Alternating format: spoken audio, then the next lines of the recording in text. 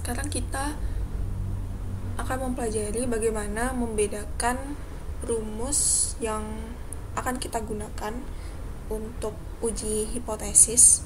Jadi kita udah pelajari ya terkait mean itu nanti bisa masuk ke materi bab 8, bab 9, bab 12. Jadi yang perlu kita perhatikan adalah lihat populasi yang diamati. Jadi kalau misalnya populasi yang diamati itu hanya satu, berarti kita itu menggunakan materi bab 8 ya. Nah kalau misalnya yang diamati itu ada 2, maka kita pakai rumus yang ada di bab 9. Nah kalau misalnya populasinya itu ada 3 atau lebih, kita pakai yang di bab 12. Jadi bab 12 tepatnya materi ANOVA, analysis of variance.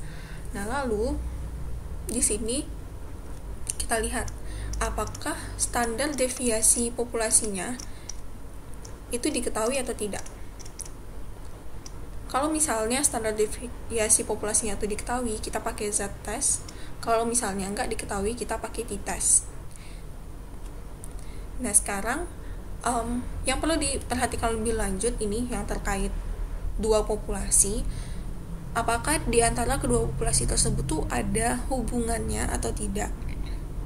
Jadi yang dibandingkan itu misalnya populasinya itu sama, hanya saja periodenya itu berbeda seperti sebelum dan sesudah. Nah itu kan ada keterkaitannya ya. Nah kalau ada keterkaitan seperti itu, maka kita pakai rumus yang matched pairs ini.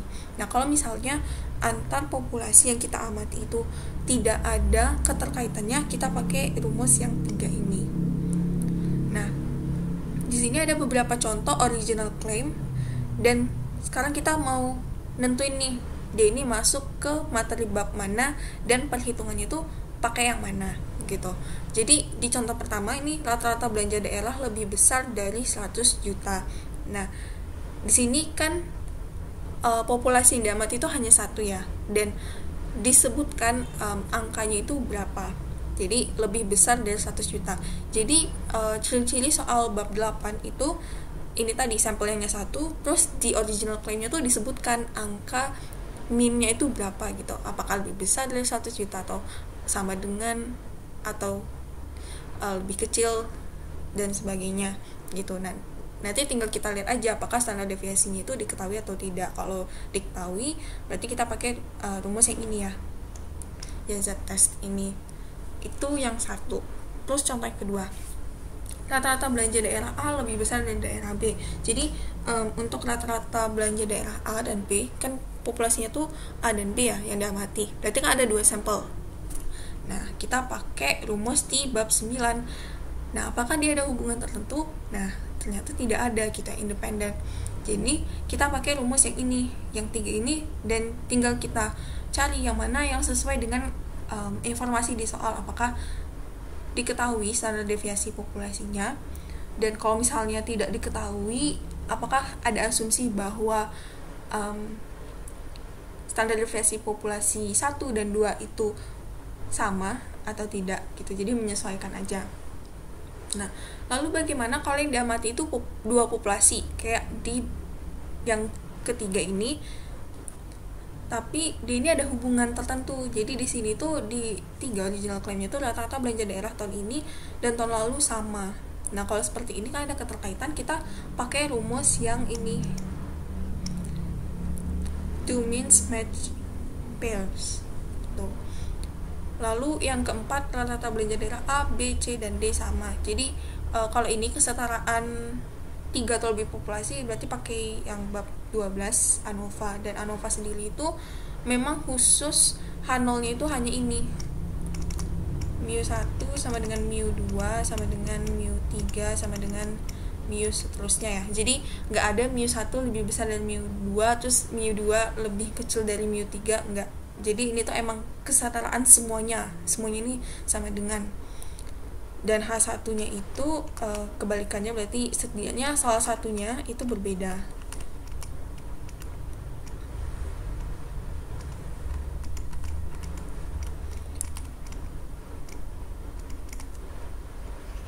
Ini untuk ANOVA. Nah, kalau untuk yang ini nomor 1 berarti ini H0-nya mu sama dengan 100 juta ya. H1-nya ini berarti lebih besar dari 100 juta.